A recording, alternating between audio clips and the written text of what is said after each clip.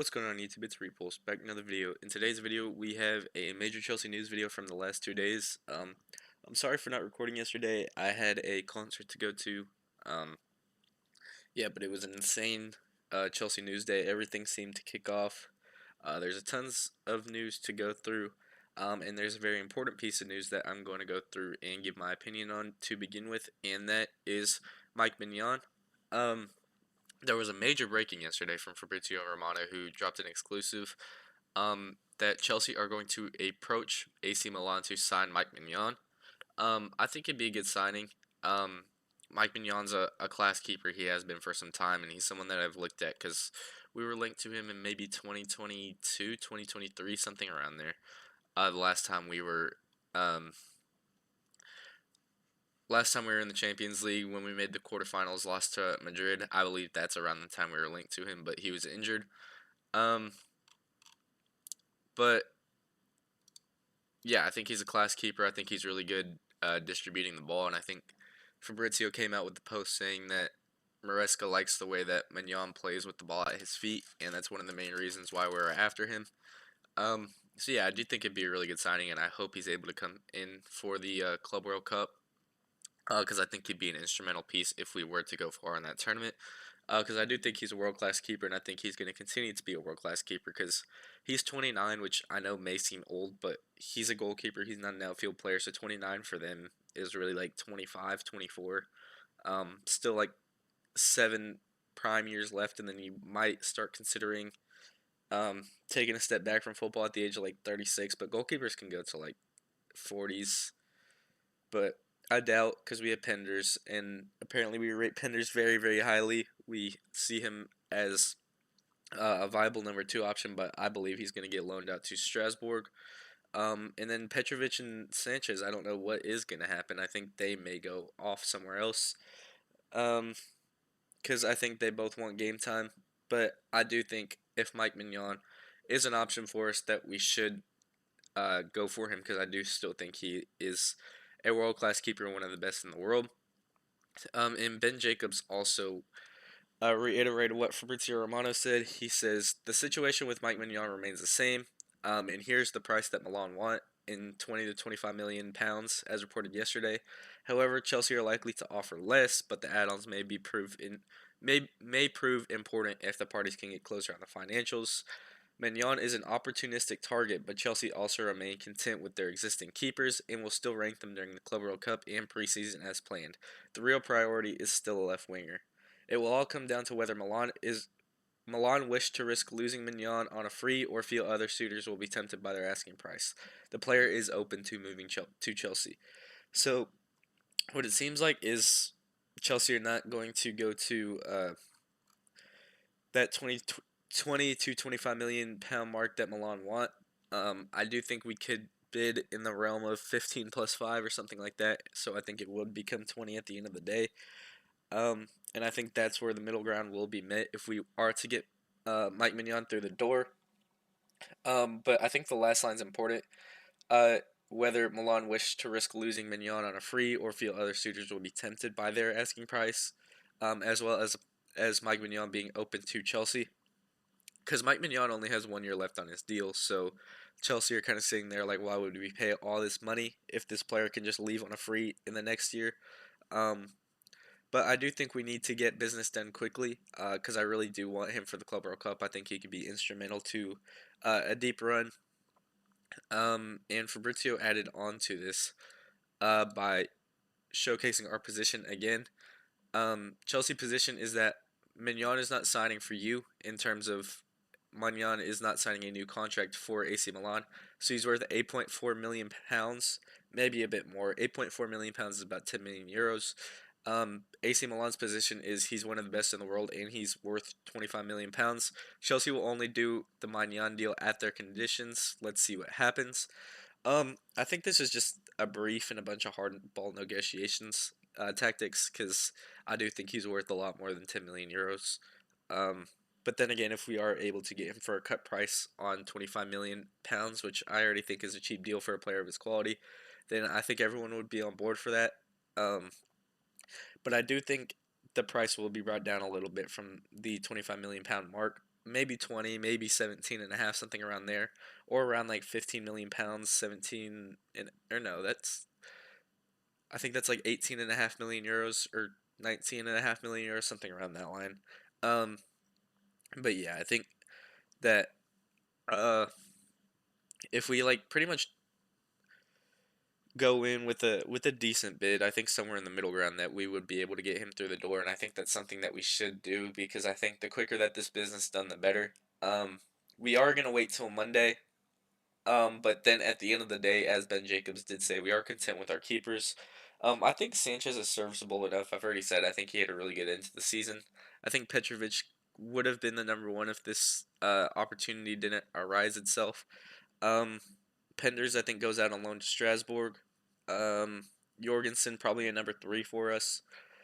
So yeah, I think we have enough goalkeeping depth um, to suffice us next season. But then again, I would really like Mike Maignan because he's one of my favorite keepers in the world, and I think he's one of the few world class keepers that um, is still playing right now. So yeah, I would like for us to go in for him, and I think we are in for him. I just don't think we're gonna meet that 25 million pound mark. I think we're gonna only really go up to like 15 million pounds. Um, but moving on to other headlines, we have Santi JFM, who's a journalist for Foot Mercado. He came out with an article showcasing that Newcastle and Al Ali are interested in Exalt Assassi. Newcastle surprised me a little bit. I would have thought it would be Aston Villa in Saudi Arabia because that's where Al Ali are in for Exalt Assassi, but um, I guess Newcastle are in. I guess he could be a Sven Botman backup. He could maybe start there.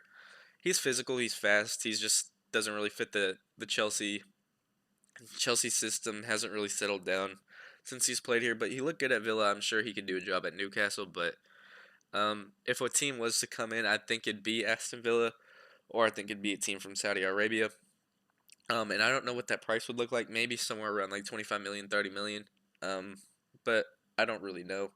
I would like to get him off the books and just um, I don't know how much of a profit we would make because I believe we signed him for around 40. But yeah, I would just like to get his wages off the books. And obviously, if we get a fee around the 30 million pound mark, I think it'd be a good fee for us because it allows us to balance the books a little bit. Because I believe we are going to spend a lot this window. But I think if we spend our money correctly and we get our outgoings, we could end up with a net positive in this window, and we could improve the squad because we have a whole list of players that um, was revealed in the last video that can potentially go. And Axel Disasi is one of them. Speaking of outgoings, it's official that Jadon Sancho is returning to Manchester United. We paid our 5 million penalty clause. Jadon says, grateful for the experience. Big love to everyone at Chelsea who made me feel at home. The teammates, the staff, and the fans. Wishing the club all the best moving forward. I'm sad to see him go. I thought he could have been a serviceable player for us, but at the end of the day, I don't think he did enough to warrant paying the wages that he was demanding. I think he wanted around 200K, which, if we're talking on a business point, I think is fair for him because he's already on 250. He's cutting down 50K a week, which is 200 a month. So pretty much like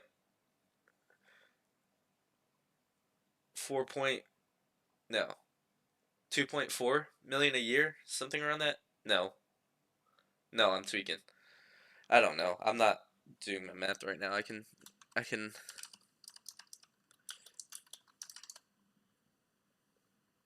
2.6. Yeah, 2.6 million a year that he's cutting down from. So I understand that he probably doesn't want to do that. I think it's fair, but I do think it's also fair from Chelsea's standpoint to not pay those wages because he's not a top player. He shouldn't be getting some of the top wages at the club. So Jadon Sancho returns to Man United, and I expect them to sell him right away. But I do wish him all the best because I think he really enjoyed his time here, and I hope that his career pans out a little bit better than it did during his spells at Man United. But moving on to another winger, um, we have Fabrizio coming out with a headline on Jamie Bino Gittens. Um, Negotiations are going well for Jamie Gittens. A first bid is expected soon, more than 30 million euros or 30 million pounds, with the little bonus to try to reach an agreement with Dortmund. I think this is a steal, to be honest. Um, I was anticipating 50 million.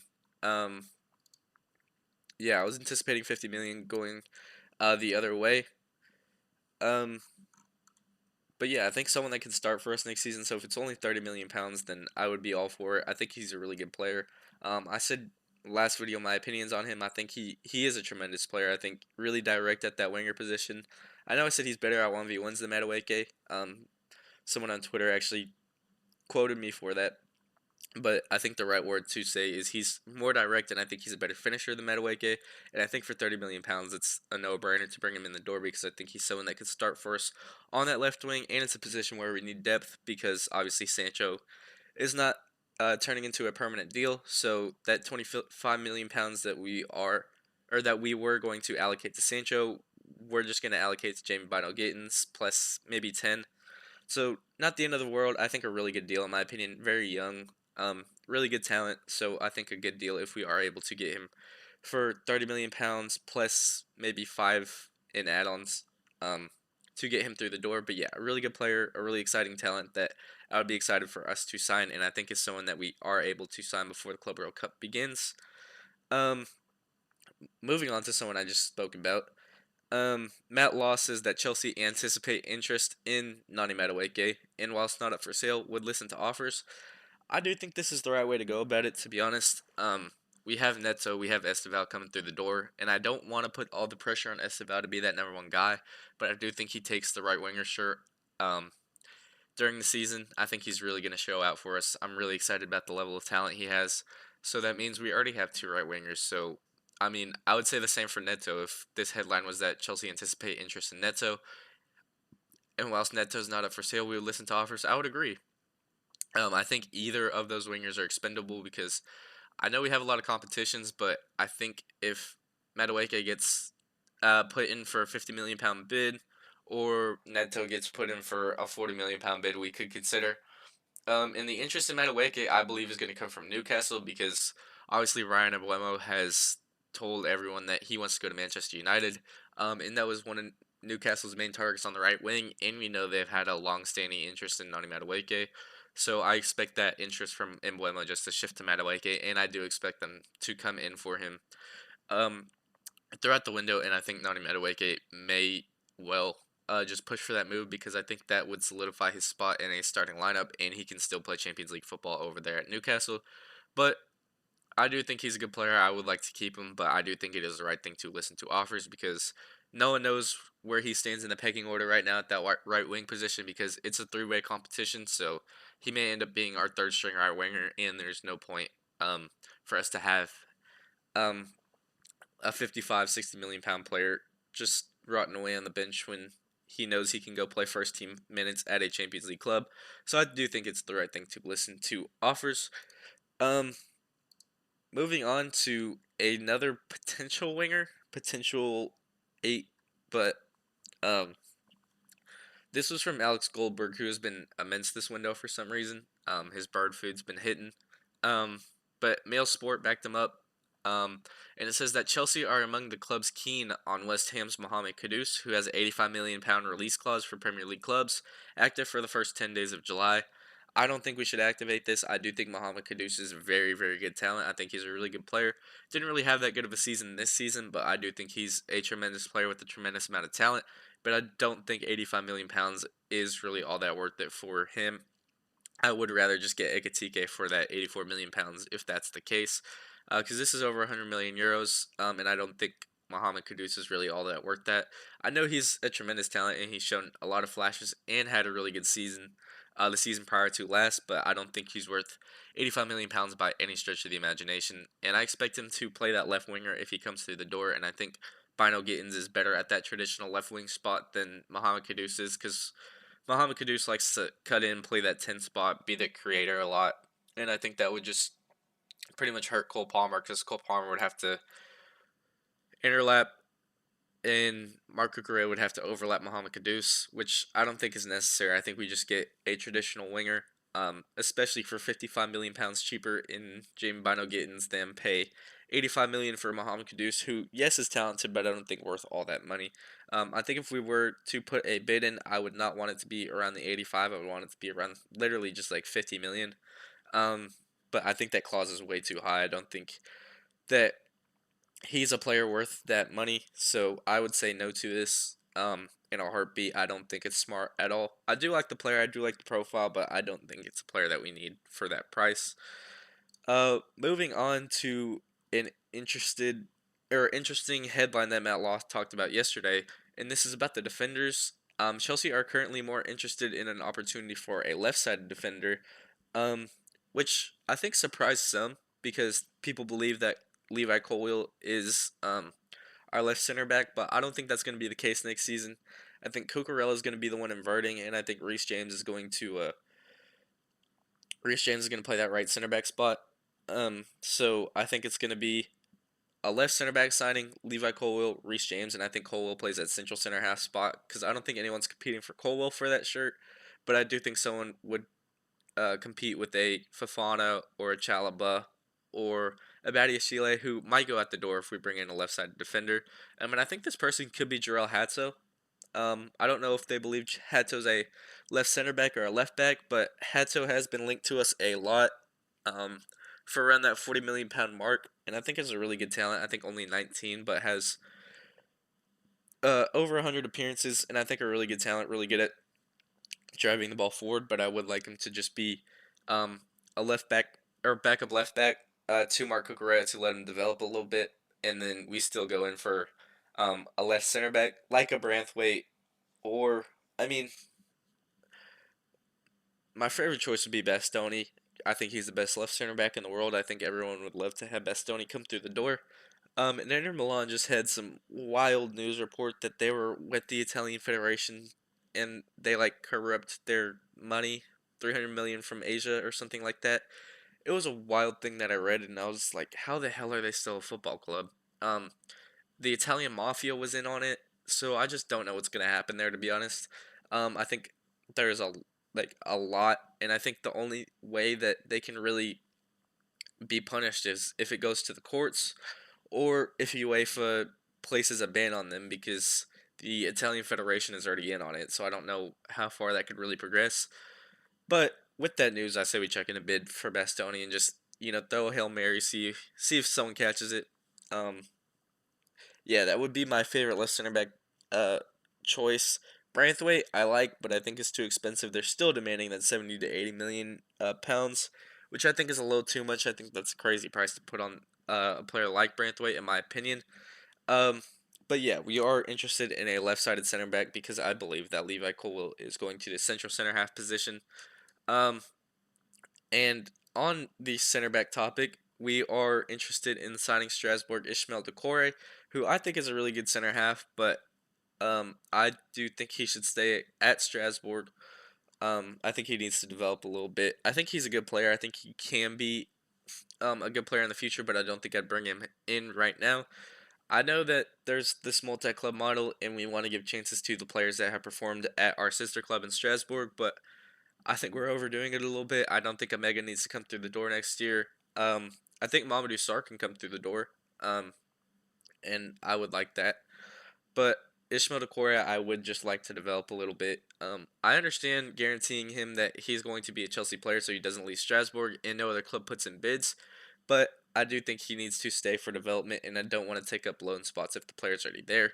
I feel that that could just go through a conversation between, president of Strasbourg, president of Chelsea, or Bowley just literally communicating between each club saying that, or Igbali, either, that Ishmael Decore is someone that we have on our radar, so just keep letting him develop there, and then we'll buy him in the future if his progression goes nicely. I think that's just the way to approach it, even for multiple other signings. So, yeah, but our interest is there for Ishmael Decore. And I believe that wraps up everything.